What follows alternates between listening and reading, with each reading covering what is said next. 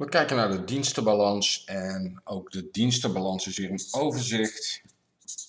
Een overzicht van de invoerwaarde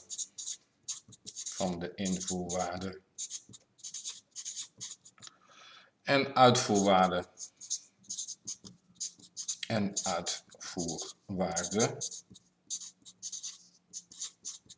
van internationaal, het gaat dus de grens over, van internationaal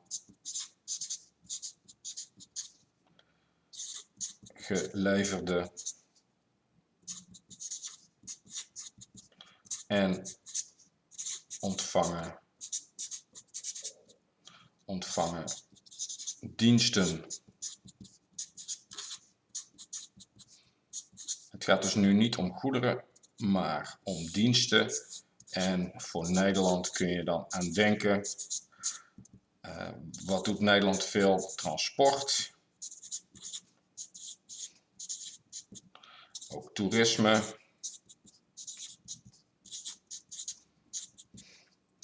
Er zijn heel veel Nederlandse baggerbedrijven die overal in de wereld vaarroutes begaanbaar maken of havens uitdiepen, dat soort zaken. Daar verdient Nederland heel veel geld mee.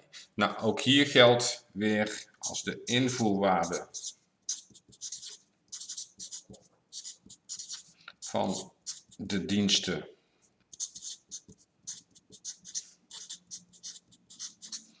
als die groter is dan de uitvoerwaarde,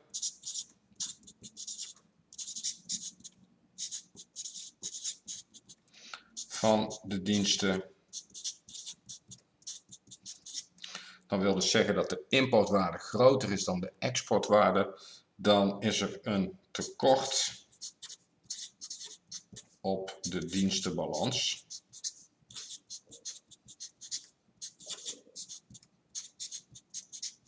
Tekort op de dienstenbalans, oftewel een negatief saldo. Een negatief saldo. Andersom, als de invoerwaarde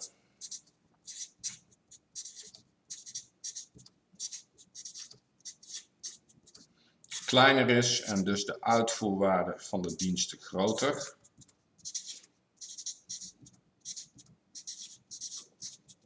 dan spreek je van een overschot.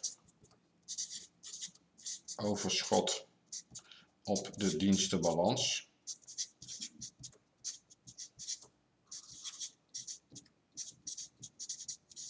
En dat zorgt voor een positief saldo.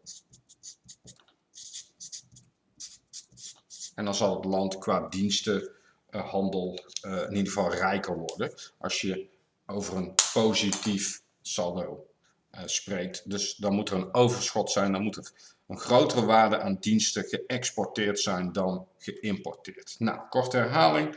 Wat is de dienstenbalans? Overzicht, invoerwaarde, uitvoerwaarde van internationaal, dus het gaat de grens over, geleverde en ontvangen diensten. Nou, waar verdient Nederland veel geld mee? Met transport, met toerisme en ook baggerwerkzaamheden. Dat zijn voor Nederland belangrijke inkomsten. En ook hier geldt weer, net zoals bij iedere balans, als de invoerwaarde van de diensten groter is dan de uitvoerwaarde van de diensten, dan is er sprake van een tekort op de dienstenbalans en dat zorgt voor een negatief saldo. Dus het land wordt dan armer omdat er meer wordt geïmporteerd dan geëxporteerd qua diensten. Andersom kun je het ook zeggen als de invoerwaarde kleiner is en dan is dus de uitvoerwaarde groter, dan is er sprake van een overschot en dan spreekt men van een positief saldo. Een positief saldo en is er een overschot op de dienstenbalans en dat zorgt voor inkomen voor het land.